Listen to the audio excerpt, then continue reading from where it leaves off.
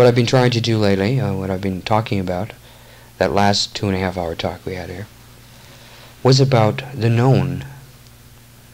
The purpose of the entire process there, and what I've been doing all along up to this point, is being freeing, expressing, in a sense, the known.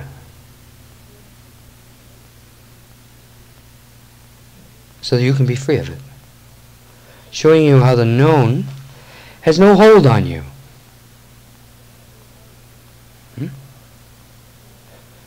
What is the unknown? Can you tell me something that's unknown?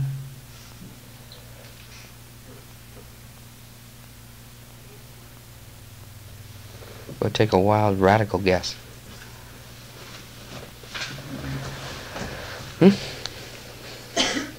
What is the most powerful thing that is unknown that spiritualism is all aimed at discovering? God. God. But you're right too, because God is love. That's the connection. Right? God is the unknown.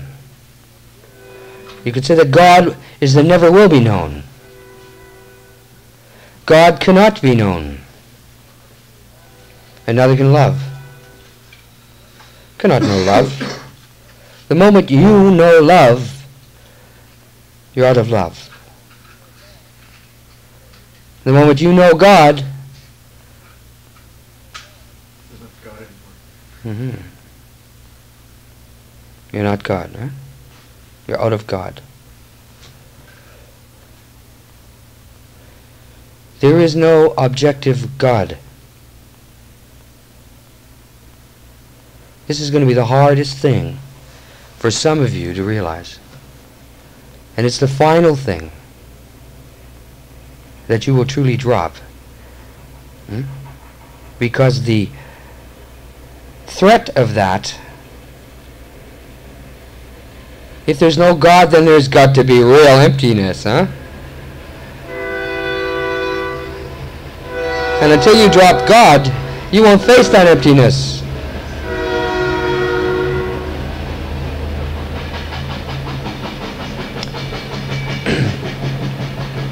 God can only live through the one who lives God. And as long as you are, God cannot be. So you can never realize it. God.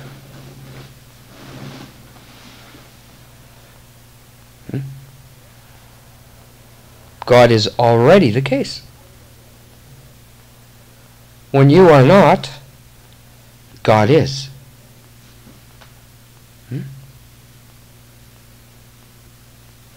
So how can that be done?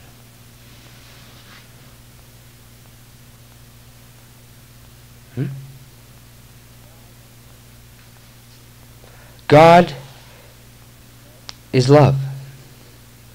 Love is freedom. Freedom is not.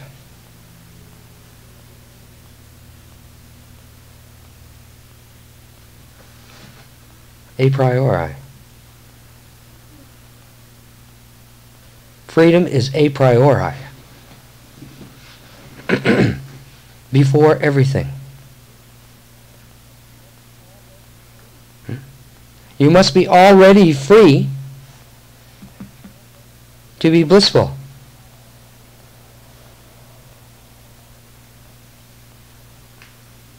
So how can you have bliss if you don't have freedom? How can you have freedom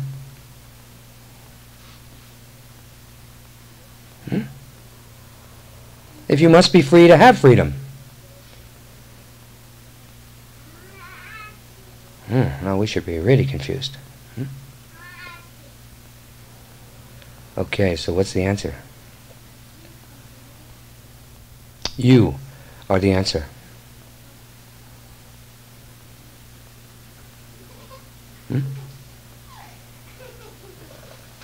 So if this is the case, then it's about time we went to work. How do you go to work? By living, by assuming the free condition in this moment. You can't seek freedom, you can't reach for freedom, you can't find freedom, but you can assume it.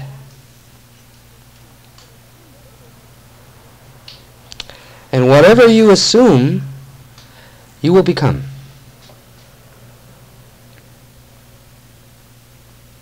That is the truth. So how do we assume freedom?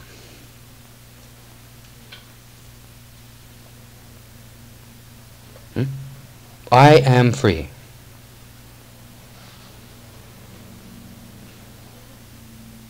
And in that, you observe.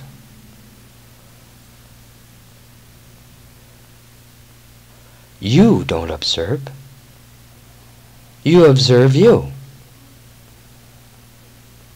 You observe everything else.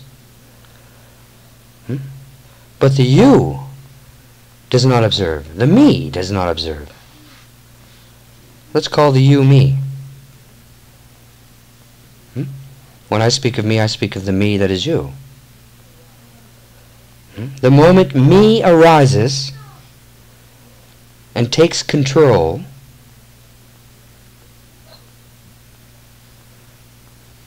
there's no hope. There's nothing but the me arising. The me arises with a thought. Thought is the birthplace of prejudice, qualification, judgment, naming.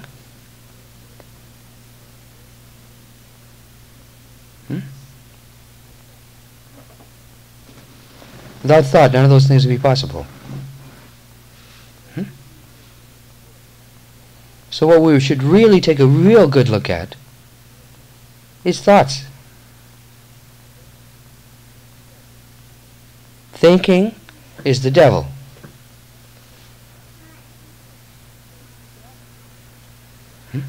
We can't stop thinking, but we can observe our thoughts. Now the moment someone says, you know, yesterday I did such and such, and you say, oh, I did that last week.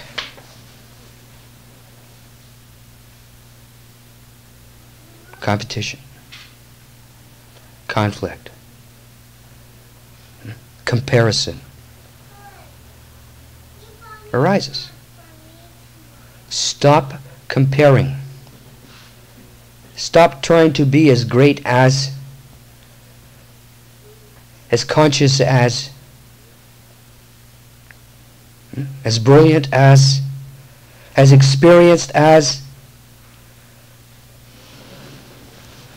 and begin to observe what is. If Joe comes on with some kind of bragging, observe it. Don't compete with it. Don't compare with it. It's only conversation.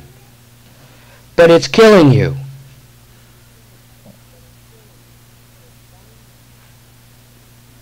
It's what's binding you. Reaction in thought is binding you to unconsciousness, to the past. See it. Do you see that? John? I'm not sure. You're not sure? Well, examine it in this moment. I think so. Examine it. If I say to you,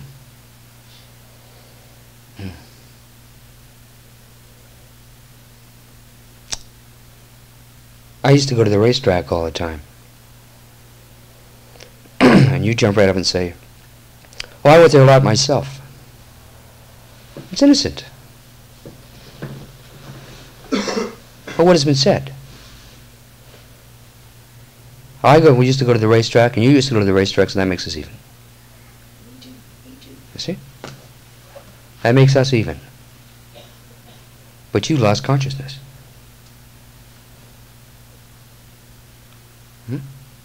So did I. But I might be doing it for a purpose and not be caught in it. But the moment you react to it, you are caught in it. You're comparing. You're trying to be at the racetrack too, in the past. So you want your past to be as good as my past, if not superior. You see? So all competition, all comparison arises in reaction. It'd be better if you said, so what? You see? Because if you said, so what, at least you'd be clear of what's going on. You know? And the other guy would say, you know, if he's a devotee, he's going to say, yeah, that's right. So what? He's going to see something there too. Because this is what this is all about. So cease to carry on normal conversations that you generally do in the world, in the ashram and in the community. Cease to do that. And then anyone who does it, undermine it. Even if it's me. Undermine it. Because when you undermine it, you become stronger. Not like King Kong, but stronger in the sensitivity of the prior condition. Instead of babbling on about nothing. Instead of protecting your past. Standing up for your ego, your experience. The accumulation of experience in a world. So I want you all to begin not to do that. Don't do it. And anyone who does it, so what? No, not insultingly, but so what? So what about that? Now what do we do? You went to the racetrack. I had a piss standing on a thimble. You see? What difference does it make? Let's get to here now. Let's start to be in here now. Because the more you can be in here now, one word, hyphenated, here now, not here and now, here now, the faster this thing will work. You'll be undone. So primarily there are things. There's food, clothing, and shelter. There's support of the community. Why? So that we can be together. So we can work on each other. So we can undo this thing as quickly as possible. So I can be free with you. And you can be free with me and everybody else.